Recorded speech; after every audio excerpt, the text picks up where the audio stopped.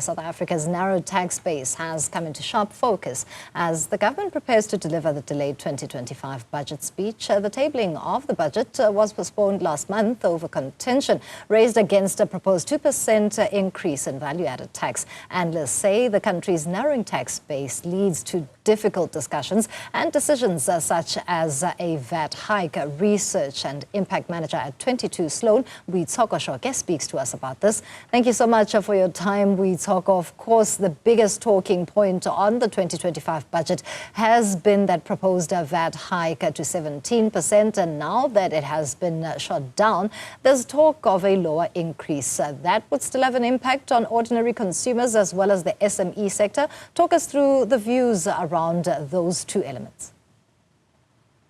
So essentially, with regards to South Africa, we have a very narrow tax base, meaning that a small percentage of the population is responsible for paying the majority of tax. This is not a sustainable method for the government to collect revenue. So there needs to be some form of expansion.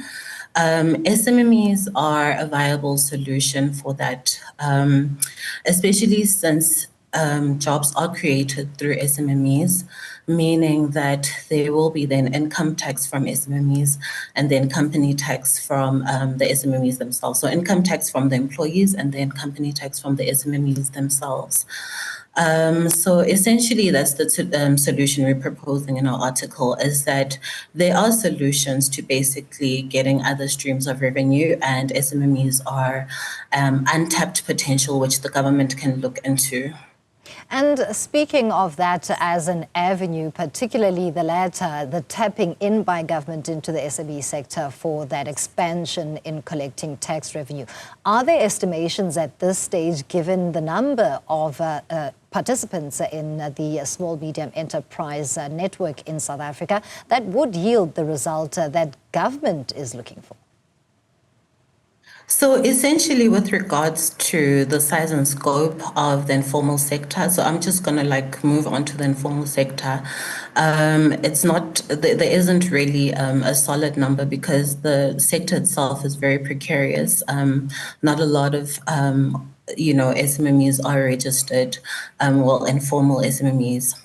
But the World Bank estimated that with regards to basically trying to formalize these informal enterprises, this could increase our GDP by 10%, and that's a substantial amount of revenue that the government can get there.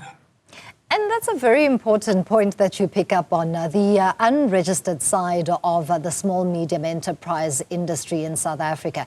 It really is a picture that seems like government is shooting itself in the foot, but also the sector growing and further the creation of jobs at a local space. Would you say there's a lack of political will on that front, or it's just a matter of policy just not being on the table currently? I think there is political will, right? Because South Africa does have a dedicated ministry to SMEs. So which means that there is political will to basically try and formalize informal enterprises. However, the issue is that then there's the regulatory aspect that is a bit complicated for SMEs or informal SMEs to navigate.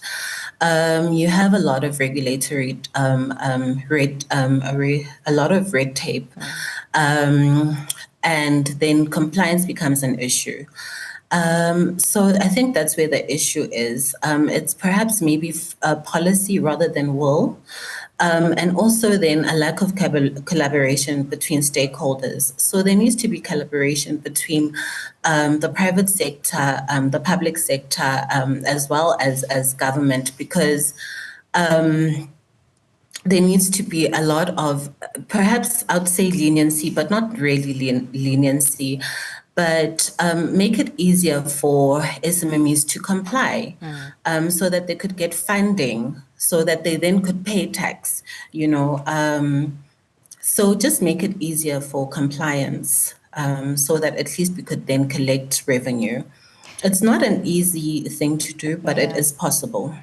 As a parting shot, would you think that role players within the SME would come to the party on the side of compliance? I mean, one point in reference was during the COVID-19 times where businesses were asked to register for the sole benefit of getting relief, but we saw that many were not forthcoming solely based on their books not being in order.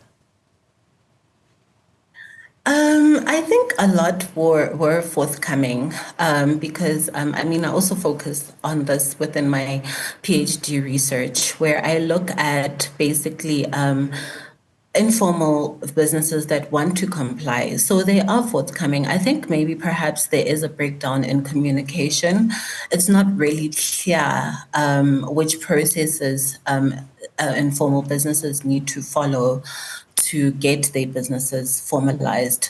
So that's the thing, is that there aren't really clear mechanisms or processes or steps for these businesses to try and formalize, but they are really willing to do it. It's just a case of these processes not being clear or, simple to the ordinary man that just wants to have a business.